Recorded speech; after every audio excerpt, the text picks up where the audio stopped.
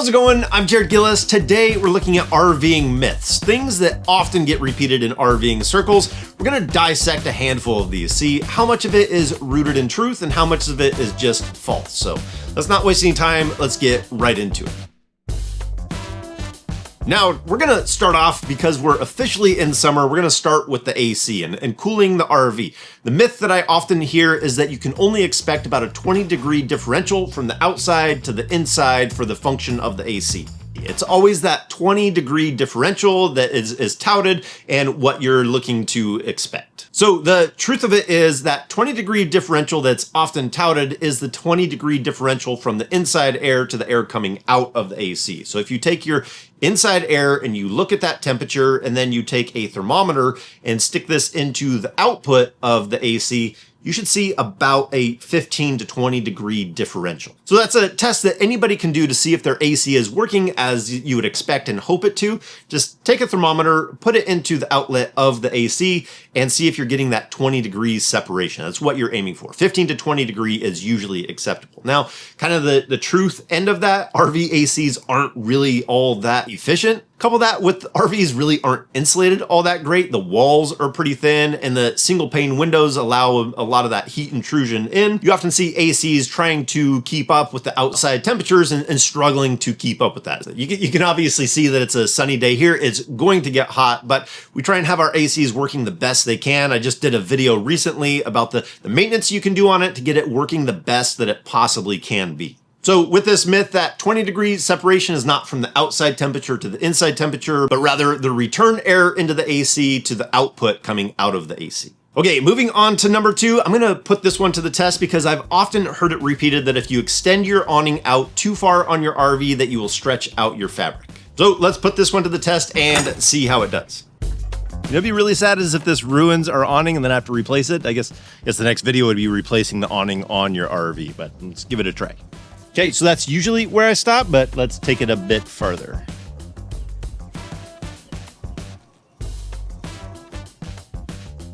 Okay, myth busted. It didn't stretch it out. It just started rolling it back up the other way. So quick poll, do you think RVs look better with the awning out? To me, I always feel like they look more inviting or more homey or something like that.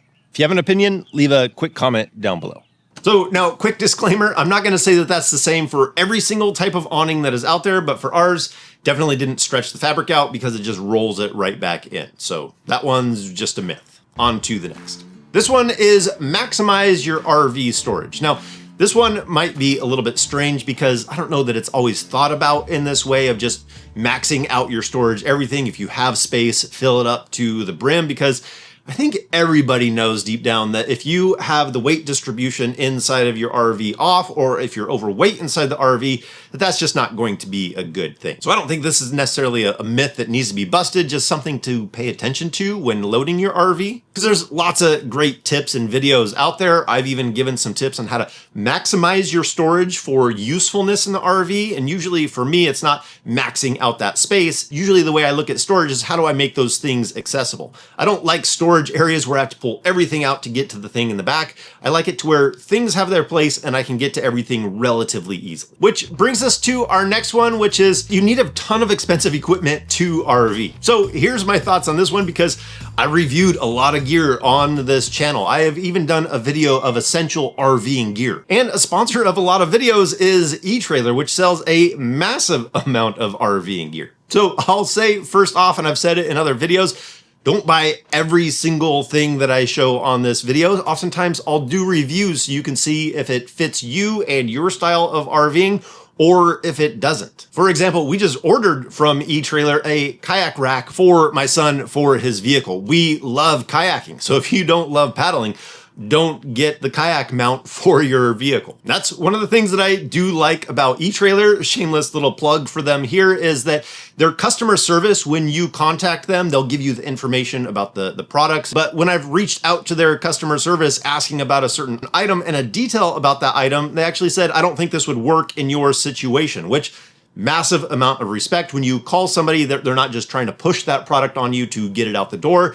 They actually were giving me some sound advice. They gave me the information that I needed for that item to know that it wasn't for me and my situation. So that's one of the reasons that I don't have a hard time saying, hey, check out eTrailer, because they have a massive amount of things on their website. And if you contact their customer service that's based here in the US, you can talk to somebody and get some of that good information. That's something that I truly do love about eTrailer and why I do use them and promote them. But that just ties right into, you don't need all of the expensive equipment out there to RV. For instance, we don't have snap pads on our RV, or we don't have X-Chocks. I know both those things are extremely popular and you see them a lot out there on social media, but you just don't need all of the expensive equipment to RV. Just like you don't need a massive solar setup on your RV to be a real RVer, not everybody RVs the same way, and so that's not for everybody. Which brings us again to our next one, which is solar panels make RVs self-sufficient, which can be true and not always true. I think sometimes if you haven't got into solar and you've done the research for it, you think, I throw a few panels up there and I'm gonna be good for everything inside of the RV. There's a lot of thought that has to go into sizing your solar setup and your battery bank and or an inverter for how you want to use it in the RV, what loads you're gonna have. Are you trying to run the refrigerator? Are you wanting to run the AC? It's not as simple as just throwing a couple of panels up there and having your RV be ready for off-grid. So there's definitely some truth to that one, and there's not, because if you just wanted to be able to have your battery stay topped off so that you can keep the lights on when you're out there boondocking, then a couple of solar panels could do that. But if you're trying to run your AC, that's not even going to be close to a reality. Next one. I don't know why I have this one on there. It's more of a controversial topic than it is necessarily a myth, and it's towing an RV is easy with any vehicle. And I don't think a lot of people think that. I don't think people always think through their tow vehicle for what they're going to be towing in an RV, but it can go both ways. There's people that think you should have an F450 for every little thing down to a tent trailer. Then you're going to have people trying to tow a large fifth wheel with an F150. So common sense will put you right in the middle ground where you should be. I have videos on that too if you're interested in trying to figure out what those numbers that you need to pay attention to, how to weigh your RV and know that your vehicle is going to be able to tow your RV. But that's really a whole can of worms that you could really dive into deep, but we got more myths to cover. This one is lithium batteries are expensive. Yes, they are more expensive than lead acid batteries when you're going to buy them, but I think a lot of people might be really surprised at how inexpensive you can get lithium batteries. We've seen prices go up and down lately, but the battery buyer's guide, you can see that you can get batteries pretty inexpensive if you're just wanting to swap them out. But in a nutshell, it's way easier and way less expensive than it ever has been. We're not in the landscape of where if you want a lithium battery, you got to spend $1,000 for 100 amp hours. The landscape's definitely not there. There's all kinds of options at price points and where they're being made and manufactured and where the customer service is. So there's all kinds of options out there now. Our next one is all RVs are ready for 4-season camping. This one makes me laugh a little bit for a few reasons, but I think a lot of people know that there are limits to RVs. Trying to use it in extreme bitter cold is going to be tough on the plumbing and trying to keep it warm inside, and trying to use your RV in the extreme heat, it's going to be hard trying to keep it comfortable on the inside as well. But for the majority of people that kind of use their RVs somewhere right there in the middle, I think it's pretty obvious that not every RV out there is going to be ready for all the seasons. Some do better in the cold and not having those pipes freeze underneath. And there's definitely things we can do to make our RV better for the summer, but we already kind of talked about that in the AC myth. But the truth of it is, if you're looking for an RV, just take a look at that one specifically to see how it is set up for either the heat or the cold, depending on which part of the season you like to push that extreme element, and know that there's things that you can do to help it along in those extreme times. Going into it with the knowledge of what to do and what to look out for can really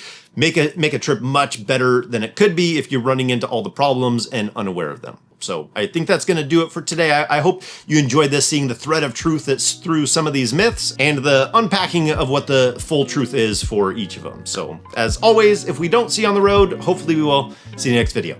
Take care.